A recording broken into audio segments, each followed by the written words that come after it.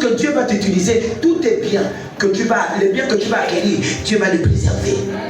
Pour que Dieu préserve tes biens, laisse-toi d'abord guider par Dieu. Pour que Dieu préserve ce qui est à toi, laisse-toi d'abord guider par Dieu, bien-aimé.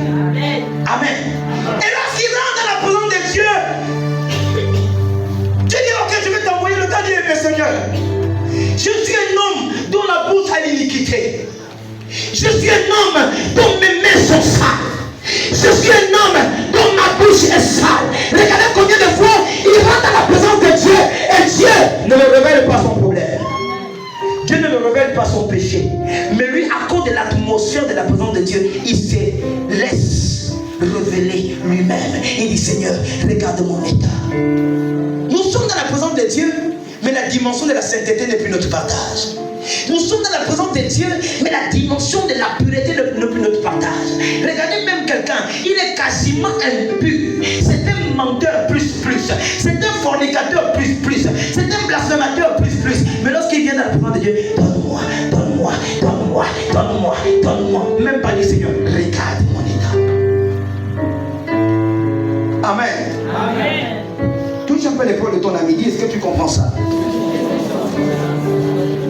Lorsque les anges ont chanté, les anges ont dit quoi? Les anges ont dit quoi? Mais pourquoi les anges n'ont pas dit devant Esaïe, voiture, toute la terre est remplie de voitures? Pourquoi les anges n'ont pas dit mariage, toute la terre est remplie que de mariés? Pourquoi les anges n'ont pas dit fécondité, toute la terre est remplie de la fécondité? Non, mais ils sont arrivés à dire Saint est l'Éternel, toute la terre est remplie de sa gloire. Pourquoi? Parce qu'il voulait qu'Esaïe quitte de l'état du péché afin de rentrer dans la dimension de sainteté. Et lorsqu'il devait accueillir la dimension de sainteté, vous devez lui dire, vois, parle maintenant, je t'envoie. Amen. Esaïe a dit, me voici. Amen. Esaïe a dit, me voici. Entre je suis là et me voici, c'est deux choses différentes. Amen. Je peux appeler un enfant, il est à l'extérieur, il dit je suis là, mais je ne le vois pas. Amen. Mais par contre, si j'appelle un enfant, il est à l'intérieur, il va me dire me voici parce que je suis en train de le voir. Mais Esaïe n'a pas dit je suis là. Esaïe a dit à Dieu me voici. Pourquoi il a dit à Dieu me voici? Parce qu'il voulait que Dieu l'utilise en toute entièreté. Dieu devait l'utiliser corps, âme et esprit. Il a dit ok, Seigneur, voilà ce qu'il dit. Il dit, j'ai entendu la voix du Seigneur qui disait, qui enverrai-je? Dis avec moi premier problème. Qui enverrai-je? Dis avec moi premier problème. Et le deuxième problème, il dit, qui enverrai-je et qui marchera pour moi? Dieu aimerait avoir quelqu'un qui l'envoie et quelqu'un qui marche pour lui. Est-ce que tu es prêt à marcher pour Dieu, bien-aimé? Est-ce que tu es prêt à suivre le Seigneur corps, âme et esprit? Ou bien tu es prête ou prêt à faire 1000 églises du Gabon à cause d'un seul problème qui ne trouve pas la solution? Je laisse-moi te dire que le problème ce n'est pas les églises là où tu pars. Le véritable problème c'est peut-être toi. Ok, je vais un peu changer de stratégie. Peut-être toi tu penses que la stratégie c'est de quitter d'église en église. Non, nous commençons à devenir des prostituées spirituelles. Aujourd'hui tu es à Bethesda, après-demain tu es à catholique. Lorsque ça n'est pas plus, non, là-bas je n'ai rien reçu. Tu es à puissance divine. Tu vas faire toutes les églises du monde. Tu feras toutes les églises du monde. Tu dis ok, peut-être les églises du monde, du Gabon ça ne va pas. Tu commences à dire ok, j'ai vu à la télé, en Côte d'Ivoire il y a un grand pasteur. Tu vas dépenser des millions que tu pouvais résoudre ici, mais tu vas aller trouver notre homme de Dieu. Et là-bas tu arrives en Côte d'Ivoire, la même situation te ramène à. Peut-être en Côte d'Ivoire ça ne va pas. Tu as regardé à YouTube, tu as regardé un prophète qui était peut-être là au Cameroun. Tu vas au Cameroun, tu as fait tout le tour pour un problème que toi-même tu devais résoudre. La constance. Dieu ne bénit pas les hommes qui ne sont pas constants. Amen. Dieu ne bénit pas les hommes qui ne sont pas constants. Dieu ne bénit pas les papillons. Pendant que Dieu veut te bénir, comme tu n'es pas patient, tu ne sais pas patienter, tu es ici là ce matin, tu as dit Seigneur, je veux, bénis-moi. Vous devez spiritualité, Dieu agit toujours à un lieu. Dieu agit toujours à un lieu. Et pendant qu'il vient te trouver au lieu là où tu as demandé la bénédiction, tu n'es pas là. Parce que tu ne veux pas patienter. Quand tu repars à l'autre côté, dans une autre église, tu ne reçois rien parce que Dieu était déjà venu t'attendre à signer. Amen. Lorsque je lis la parole de Genèse, là où Dieu arrive dans le jardin d'Éden, en arrivant dans le jardin d'Éden, il cherche Adam. Dis avec moi, c'est un peu bizarre. On nous dit qu'il est omniscient, omnipotent, omniprésent. Mais comment il arrive dans le jardin d'Éden? Il cherche sa créature. Amen. Parce qu'il arrive des dimensions où il y a des œuvres que nous commettons qui mettent un voile. Ces œuvres-là sont en train de mettre un voile qui permet à ce que... C'est pas que Dieu ne le voyait pas, non. C'est pas que Dieu ne le voyait pas, Dieu le voyait. Mais il y avait quelque chose, il y avait une attitude qui avait déjà été rompue. Et voilà pourquoi lorsqu'il est arrivé, il a demandé, mais Adam, où es-tu? Adam, où es-tu? Le gars a dit non, je me suis caché. Et Dieu lui dit, mais attends, mais tu te caches pourquoi? Il dit, je me suis caché parce que je suis nu. Et Dieu lui dit, attends, qui t'a révélé que je suis nu? Amen. Il dit, qui t'a révélé que je suis nu? Qu'est-ce qu'Adam a fait? Adam s'est débarrassé du péché. Il n'a pas accusé Ève. Il a accusé Dieu. Amen. Il dit, c'est la femme que tu as mis à mes côtés. Amen. Il dit que c'est la femme que tu as mis à mes côtés qui m'a donné le fruit pour manger. Donc c'est comme si vous voulez dire, si tu n'avais pas mis cette femme à mes côtés, je ne devais pas manger le fruit. Et pourtant, lorsqu'il a d'abord vu la femme, il a dit, hey, voici cette fois-ci l'os de mes os, la chair de ma chair. Mais pourquoi lorsqu'ils ont commis le péché ensemble, ils commencent à dire non, ce n'est pas moi, c'est la femme que tu as mis à mes côtés. Ça vous dit qu'à un moment donné, l'homme dans la présence de Dieu, il est aussi lorsque Dieu le bénit. Mais lorsqu'il faute et Dieu ne le bénit plus, il devient hypocrite. Nous sommes des chrétiens hypocrites. Ne soyons pas hypocrites dans la présence de Dieu. Dis tout simplement, ah chérie, ah Seigneur, c'est ma femme et moi qui avons mangé. Amen. Amen. Il y a trop des accusateurs dans la chose de Dieu. Il y a trop des accusateurs dans la chose de Dieu. Mais est-ce que la femme l'a forcé? Non. Est-ce que la femme l'a forcé? Non. Amen.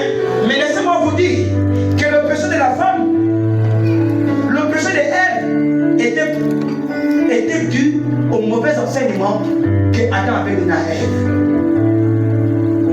Amen. Si Adam s'était assis avec Ève pour dire à Ève, voici les instructions que Dieu m'a données. Il a dit que nous ne mangerons pas le fruit, ce fruit du milieu du jardin. Voici, tu ne dois pas manger, tu ne dois pas faire ceci. Si la femme avait été bien enseignée par son mari, elle ne devait pas commettre. Amen. Elle ne devait pas commettre, compte tenu qu'elle n'était pas bien enseignée par le mari. Et lorsque le serpent est arrivé par la ruse, elle était obligée de succomber. Pour arriver dans notre parole, Esaïe dit à Dieu, envoie-moi. Il dit, Seigneur, envoie-moi. Alléluia.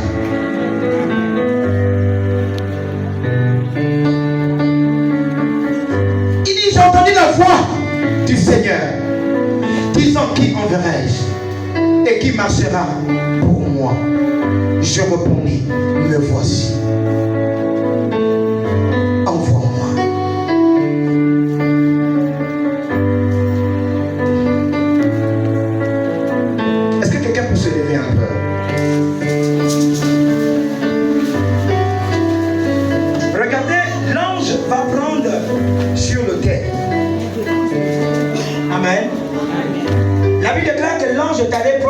Sur le terre.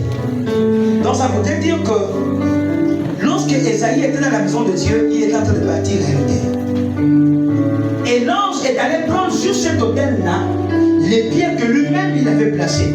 Et en allant prendre les pierres sur cet autel, l'ange est venu mettre la pierre sur la bouche d'Esaïe. Parce qu'Esaïe s'est rendu compte, il s'est dit qu'il était impur. Dieu a dit ok, si tu penses que c'est parce que je veux t'envoyer là que tu es impur, à partir d'aujourd'hui, je te déclare que tu es pur. Et pendant que Dieu l'a purifié, tu peux maintenant lui poser la question, qui enverrai-je et qui marchera devant moi? Le gars vient répondre avec une certitude. Il dit, me voici. Est-ce que là ce matin, est-ce que là où tu es là ce matin, Tu es arrivé ici ce matin. Quelle que soit la difficulté du problème, quelle que soit la situation que tu traverses, est-ce que tu peux décider ce matin pour dire Seigneur, envoie-moi. Que ce soit ça, que ce soit les délires. Est-ce que vous voyez l'engagement d'un serviteur qui a accepté son appel? Amen. Et je tiens à vous rappeler que lorsque Esaïe est revenu à l'appel prophétique, ça n'a pas été facile pour lui. Ça a été difficile. Mais comme celui qui a répondu de lui-même, il a dit, me voici, envoie-moi. Est-ce que quelqu'un peut donner cet engagement ce matin pour dire, Seigneur, envoie-moi? Amen. Je pouvais bien te prêcher du travail ce matin. Je pouvais bien te prêcher de la fécondité comme Dieu. Je pouvais bien te prêcher du mariage comme Dieu. Mais ce n'est pas d'abord ça le plus important. Le plus important est d'appartenir à Christ et de faire ce que Christ te demande de faire. Le plus important est de marcher avec Christ et de faire ce que Christ te demande de faire. Est-ce qu'il y a quelqu'un qui est là ce matin, qui est capable de lever sa main droite pour dire Seigneur, me voici, envoie-moi? Est-ce que tu peux le faire avec foi et certitude? Je vous ai dit que cet homme n'est pas né prophète. Il est devenu prophète à cause d'une besoin d'idée. Pas maman, tu as un potentiel. Et ce potentiel, Dieu aimerait que tu mettes ce potentiel à son service. Dieu aimerait que tu mettes ce potentiel à son service. Veuillez vous asseoir un instant. Il aimerait que tu mettes ton potentiel à son service. Il aimerait que tu travailles pour lui. Quelles que soient les œuvres que tu peux traverser, il aimerait que tu travailles pour lui. Et regardez ce qui se passe. Quel était l'objectif de l'appel? Quel était l'objectif de l'appel d'Ésaïe? L'objectif de l'appel d'Ésaïe, c'était d'aller annoncer la voix de l'Éternel dans le peuple de Jérusalem. Et la Bible déclare, lorsque vous allez lire le livre d'Ésaïe, vous allez remarquer que Ésaïe était un homme qui ne manquait de rien. À cause de la présence de Dieu. On va lire rapidement 4 paroles. Jérémie chapitre 1 verset 9, Daniel 10 verset 16, Habakkuk 2 1 à 3, Luc 21,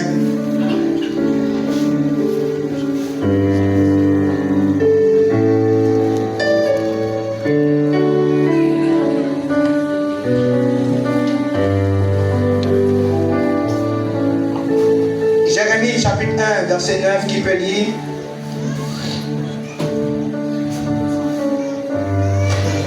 On est en train de terminer. Lisons la parole de Dieu dans le livre de Jérémie 1, à partir du verset 9, au nom de Jésus. Puis l'Éternel étendit sa main. Puis l'Éternel étendit sa main Et toucha ma bouche. et toucha ma bouche. Et l'Éternel Et l'Éternel me dit, me dit, voici, je mets mes paroles dans ta bouche. je mets mes paroles dans ta bouche. Amen. Est-ce que quelqu'un peut toucher sa bouche maintenant? Est-ce que tu peux dire, Seigneur, que tes paroles demeurent sur ma bouche? Dis, Seigneur, change mon langage. Change ma manière de parler. Change ma manière de parler. Et que ma langue soit sanctifiée par toi. Et que mon langage soit sanctifié par toi. Que lorsque je parlerai à nouveau, que ce qui sort de ma bouche touche mon prochain. Que ma bouche soit sanctifiée. Que ma bouche soit purifiée. Que ma bouche soit sanctifiée. Et qu'elle m'amène à des dimensions. Seigneur, que mon langage soit un langage de piété. Que mon langage soit un langage de soumission. Que mon langage soit un langage d'obéissance. En touchant ma bouche avec ma main droite, je déclare que mes paroles désormais soient sanctifiées par Jésus-Christ. Aide-moi, Seigneur. Aide-moi, Seigneur. Aide-moi, Seigneur. Amène-moi à réfléchir avant de parler. Amène-moi à réfléchir avant de parler. Et que je parle selon toi et non selon les émotions. Amen. Vous allez remarquer qu'il y a des serviteurs de Dieu qui aiment parler par l'émotion. Lorsqu'il y a une situation qui arrive qui ne le plaît pas, automatiquement il rentre dans l'émotion. Il peut faire sortir des choses qui ne cadrent pas. Nous sommes des serviteurs de Dieu. Nous devons apprendre à ne pas parler par émotion. Nous devons parler par l'impulsion du Saint-Esprit. Amen. Même lorsque tu t'assois dans un lieu de travail, à un entretien, demande toujours à Dieu d'utiliser ta parole afin que tu reçois ce que lui-même il aurait prévu pour toi. Amen. Daniel 10, verset 16.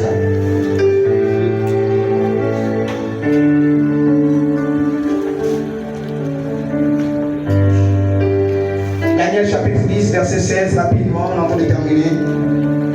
Lisant la parole de Dieu dans Daniel 10. Quelqu'un qui avait l'apparence des fils de l'homme Quelqu'un qui avait l'apparence des fils de l'homme toucha mes lèvres. toucha mes lèvres. J'ouvris la bouche, J'ouvrais la bouche, je parlais je parlais, et je dis à celui qui se tenait devant moi, et je dis à celui qui se tenait devant moi, mon Seigneur, mon Seigneur, la vision m'a rempli d'effroi la vision m'a rempli d'effroi, et j'ai perdu toute vigueur. et j'ai perdu toute vigueur. Amen. Vous devez comprendre qu'il y a l'une des choses qui détruit beaucoup la marche du serviteur de Dieu. C'est la bouche. Amen. C'est l'un des péchés, la langue est l'un des péchés qui détruit facilement la vie du serviteur. Amen. Lorsqu'un serviteur ne retient pas sa parole et lorsqu'un serviteur n'utilise pas sa parole pour annoncer l'évangile, il utilise sa parole soit pour critiquer, soit pour juger, soit pour calomnier, soit pour se mettre en colère, soit pour dire des choses qui ne confessent pas le nom de l'Éternel. Dieu ne peut pas travailler au milieu de lui. Voilà pourquoi vous allez remarquer que lorsque Dieu a choisi les serviteurs de Dieu, la première chose qu'il a faite, c'était de sanctifier sa bouche. N'est-ce pas, papa Mikarem? C'était de sanctifier la bouche du serviteur parce que la parole qui devait sortir de sa bouche devait toucher la sensibilité du cœur de l'autre. Vous allez remarquer qu'il y a des serviteurs, lorsqu'ils te parlent, tu as comme l'impression que ce qu'il t'a dit n'a pas de sens. Mais il y en a d'autres, lorsqu'ils te parlent, si tu avais une situation quelconque, si tu avais un problème qui te dérangeait, rien que par sa parole, tu trouves une consolation. Amen. Rien que par sa manière de parler, si tu avais une désolation, tu as comme l'impression que ce qu'il est venu te relater t'a fait sortir de la désolation et t'a donné une vie. Et tous ces genres de choses se travaillent. Ça se travaille. Ça se travaille. Ça se travaille. Ça se travaille. Et sois un serviteur qui accepte que l'on te réprimande lorsque ton langage est mal placé. Lorsque tu vois l'autre te réprimander parce que ton langage est mal placé, ça ne voudrait pas dire qu'il veut te faire du mal, au contraire. Mais parce qu'il aimerait que ton langage soit bien placé. Un serviteur de Dieu doit avoir un langage bien placé. Parce qu'il dit quoi? Il a placé au-dedans des apôtres son esprit qui s'est reposé sur eux. C'était des langues semblables à des langues de feu. Parce que lorsqu'un serviteur de Dieu parle, c'est du feu qui sort de sa bouche. Et ce feu sort pour embraser les œuvres négatives. Et ce feu sort pour activer la flamme qui était déjà éteinte dans la vie d'un serviteur. Habakkuk 2, verset 1 à 3. Il y a quelqu'un en train de finir.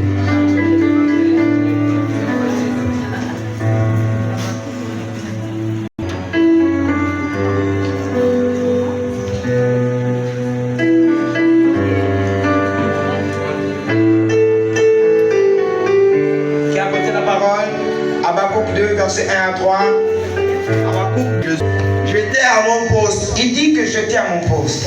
Et je me tenais sur la tour. Et je me tenais sur la tour. Je veillais. Je veillais pour voir ce que l'Éternel me dirait. Pour voir ce que l'Éternel me dirait. Et ce que je répliquerai après ma plainte. Et ce que je répliquerai après ma plainte. L'Éternel m'adressa la parole. Et l'Éternel m'adressa la parole. Et il dit. Écris la prophétie. Écris la prophétie. Grave-la sur des tables. Grave-la sur des tables. Afin qu'on la lise couramment. Afin qu'on la lise couramment. Car c'est une prophétie dont le temps est fixé. Car c'est une prophétie dont le temps est fixé. Elle marche vers son terme. Elle marche vers son terme. Et elle ne mentira pas. Et elle ne mentira pas. Si elle tarde. Si elle tarde. Attends-la. Attends-la. Car elle s'accomplira. Car elle s'accomplira. Elle s'accomplira certainement. Amen. Elle certainement. Amen. Amen. Habakkuk dit qu'il était à son poste. Habakkuk dit qu'il attendait la pensée de Dieu. Il attendait ce que Dieu devait lui dire afin de répliquer. Est-ce que tu décides d'être à ton poste? Est-ce que tu décides d'être à ton poste pour recevoir la pensée de Dieu? Ne sais-tu pas que lorsque tu es à ton poste, Dieu est capable de te parler des événements qui peuvent se passer dans ta famille? Est-ce que tu sais que lorsque tu es à ton poste, Dieu est capable de te révéler que dans peu de temps, il y a l'un de tes enfants qui vivent un combat?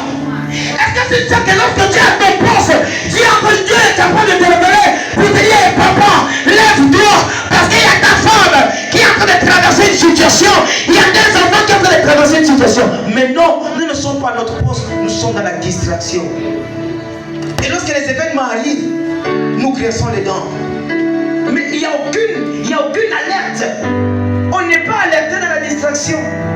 Et toute personne qui vit dans la distraction se laisse atteindre par l'ennemi. Mais lorsque tu arrives à veiller, tu veilles sur ta vie, tu veilles sur la vie de tes enfants, tu veilles sur la vie de ton église.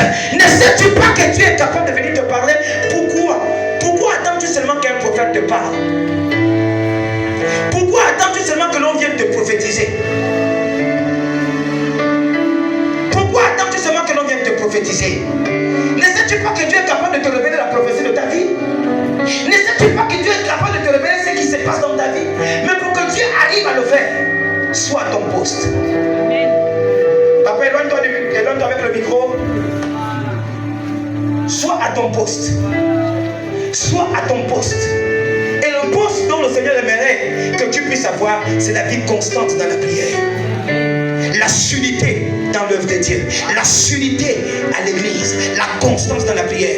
Vous voyez, aujourd'hui, nous courons chez les prophètes. Nous courons chez les prophètes parce qu'on pense que nous-mêmes, Dieu ne peut rien faire avec nous. Amen. Lorsqu'on lit le livre de Joël, chapitre 2, il dit dans les derniers temps, je répandrai de mon esprit sur toute chair. Il n'a pas dit dans les derniers temps, je répandrai de mon esprit sur le pasteur. Il n'a pas dit, je répandrai de mon esprit sur le prophète. Il n'a pas dit que je répandrai de mon esprit sur l'apôtre. Non, je ne vous ai pas demandé de ne pas considérer les serviteurs de Dieu. Mais apprends d'abord à te considérer toi-même. Apprends d'abord à donner la valeur de toi-même en disant, ok, si Dieu arrive à parler à quelqu'un, c'est que moi aussi il peut me parler. Si Dieu arrive à révéler à quelqu'un, c'est que Dieu aussi peut me révéler, bien aimé. Il peut arriver un moment où on te prophétise. Si un serviteur de Dieu m'a prophétisé, c'est là. Amen. Si un serviteur de Dieu m'a prophétisé, Dieu aussi m'a confirmé cette prophétie. Parce que dans les temps de la fin, il y a beaucoup de gens qui vont utiliser le domaine prophétique pour amener la plus grande des parties en enfer. Amen. Il y a beaucoup de gens qui vont utiliser. Et vous allez remarquer qu'aujourd'hui, faites le tour d'horizon. Les plus grandes églises que vous voyez aujourd'hui, c'est des églises prophétiques. On n'entend plus parler des églises évangéliques. Parce qu'aujourd'hui, le diable a développé des stratégies. Parce qu'il connaît l'assentiment des âmes aujourd'hui. Parce que les âmes aiment écouter les prophéties. Amen. Mais laisse-moi te dire, bien aimé, tu te trompes. Tu te trompes. Le but n'est pas d'écouter la prophétie sur ton problème. Le but est de trouver la résolution et la solution à ton problème. Parce qu'on peut te prophétiser, mais le problème demeure toujours. On peut te dire, ok maman, regarde, ton foyer est en train de souffrir. Ok. Et pourtant, ce sont des choses que tu connais déjà. Mais le but est de chercher la solution. Qu'est-ce que je peux faire pour que mon foyer change de posture? Qu'est-ce que je peux faire pour que mes enfants changent de posture? Ne courons pas vers des prophètes, parce que toi-même d'abord tu es un prophète. Il a dit que dans les derniers temps, je répondrai de mon esprit sur toutes tes chairs. Sur toutes tes chairs. Il a dit qu'il répondra son esprit sur toutes tes chairs. Mais toi tu es assis, on t'aveugle, on te berne, on te déstabilise à cause d'une petite prophétie.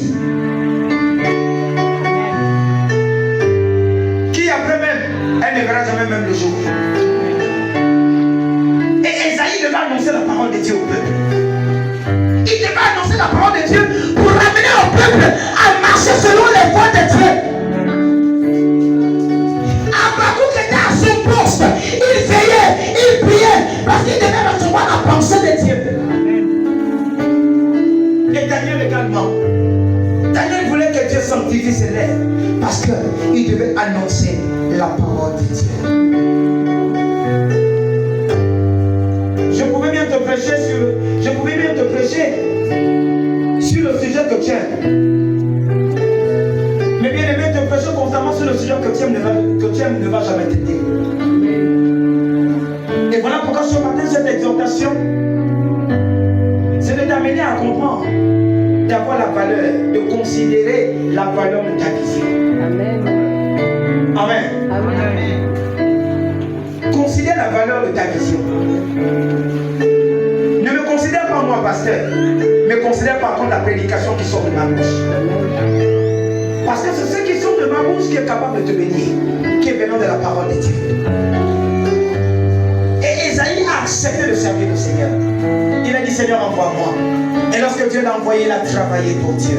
Lorsque Dieu l'a envoyé, aucune personne autour de lui ne pouvait manquer à recevoir la pensée de Dieu. Aucune personne ne pouvait rester sans écouter la parole de Dieu. Lorsque moi j'ai accepté le Seigneur, pour beaucoup vous connaissez notre histoire, ma famille et moi, lorsqu'on a accepté le Seigneur, ce n'était pas facile. Amen. Ce n'était pas facile. Avoir une maman folle. Avoir une maman folle. Pas n'importe quelle folie. Une folie où elle arrivait à frotter ses matières fécales sur le corps.